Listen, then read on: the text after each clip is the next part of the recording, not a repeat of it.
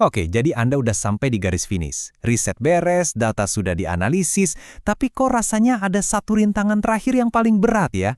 Bagian kesimpulan. Sering banget kita cuma pengen cepat-cepat selesai di sini. Tapi gimana kalau saya bilang bagian ini justru yang paling menentukan? Yuk kita bedah bareng-bareng caranya. Coba kita jujur-jujuran deh. Setelah berhari-hari, berminggu-minggu, bahkan berbulan-bulan berkutat dengan tulisan, akhirnya sampai juga di bagian akhir. Pasti capek banget kan? Nah, pertanyaan terus ngapain lagi sekarang, ini kadang bisa bikin kita ngeblank. Godaan terbesarnya? Ya udah, tulis aja rangkuman seadanya, yang penting kelar.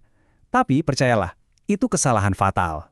Coba bayangkan penelitian Anda itu seperti sebuah kasus di pengadilan. Pendahuluan itu pernyataan pembuka Anda. Isi tulisan itu semua bukti-bukti yang Anda gelar. Nah, kesimpulan itu adalah argumen penutup Anda. Ini kesempatan terakhir Anda buat meyakinkan juri, yaitu pembaca Anda, kalau temuan Anda itu penting dan valid. Ini bukan waktunya buat buru-buru, ini waktunya buat meninggalkan kesan yang nempel di kepala mereka. Jadi, gimana caranya bikin argumen penutup yang nonjok? Jawabannya bukan dengan daftar aturan yang kaku, tapi dengan serangkaian gerakan yang strategis. Anggap aja ini adalah naskah Anda, sebuah playbook untuk menciptakan akhir yang sempurna buat penelitian Anda. Ini dia alur mainnya. Pertama, Anda ingatkan lagi si juri alias pembaca tentang inti kasus Anda. Terus Anda sajikan bukti-bukti paling kuat secara ringkas. Dari situ Anda jelaskan kenapa bukti ini penting banget. Nah, biar makin dipercaya, Anda dengan jujur mengakui di mana letak batasan argumen Anda sebelum akhirnya ditutup dengan langkah konkret ke depannya. Kelihatan kan gimana setiap langkah mengalir dengan logis ke langkah berikutnya? Teori aja nggak cukup kan? Sekarang mari kita lihat gimana semua ini bekerja di dunia nyata. Kita akan mengotopsi sebuah kesimpulan dari artikel penelitian beneran buat ngelihat gimana para ahli memainkan gerakan-gerakan ini. Anggap saja kita lagi meninjau transkrip argumen penutup dari seorang pengacara superhandle. Oke, kasus kita hari ini adalah sebuah studi tentang persepsi remaja terhadap rokok elektrik. Di dalam satu paragraf ini ada semua gerakan kunci yang tadi kita bahas. Nah, daripada saya bacain, gimana kalau kita langsung bedah kalimat per kalimat, biar kita bisa lihat langsung jurus-jurus para penulis ini dalam menyusun argumen penutup mereka. Lihat, langsung di kalimat pembuka. Penulisnya nggak pakai basa-basi, langsung mengingatkan pembaca atau juri tentang tujuan awal studinya apa. Jadi nggak ada keraguan sama sekali tentang apa yang mau dicapai. Ini penting banget buat memfokuskan kembali perhatian pembaca sebelum Anda melancarkan argumen final Anda. Nah, perhatikan gerakan selanjutnya. Tepat setelah mengingatkan tujuannya, mereka langsung menyajikan temuan utamanya. Inilah barang bukti kuncinya.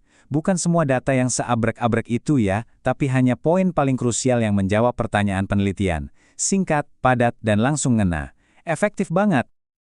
Wah, disinilah letak kejeniusannya. Cuma dalam satu kalimat, penulisnya berhasil melakukan dua gerakan sekaligus, menjelaskan apa arti temuan mereka dan kenapa itu penting.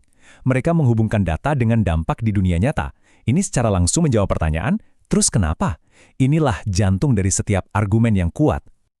Oke, gerakan yang ini mungkin kedengarannya agak aneh ya.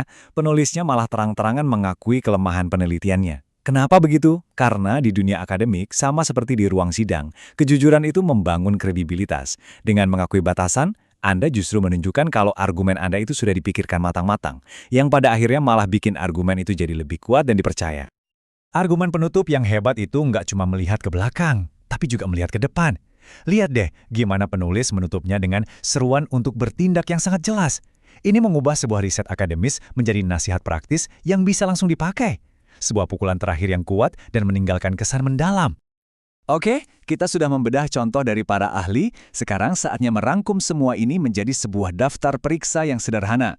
Sebuah contekan yang bisa Anda pakai untuk menyusun argumen penutup Anda sendiri yang gak akan terlupakan. Nah, ini dia perangkat Anda. Anggap saja ini kerangka untuk argumen penutup Anda. Ingat polanya. Nyatakan ulang tujuannya. Ringkas buktinya. Jelaskan arti dan pentingnya, jujur soal keterbatasan, lalu kasih rekomendasi yang melihat ke depan. Kalau Anda ikuti langkah-langkah ini, Anda bisa pastikan kesimpulan Anda bukan sekedar rangkuman, tapi sebuah pernyataan yang kuat dan berdampak. Jadi pada akhirnya pertanyaan ini yang paling penting. Saat pembaca Anda selesai membaca kalimat terakhir, apa yang akan mereka ingat? Apakah mereka bakal terinspirasi, yakin dan tercerahkan? Dengan menggunakan 7 gerakan ini, Anda bukan cuma sekedar mengakhiri sebuah tulisan. Anda sedang menyajikan sebuah babak pamungkas yang akan meninggalkan kesan yang sangat mendalam.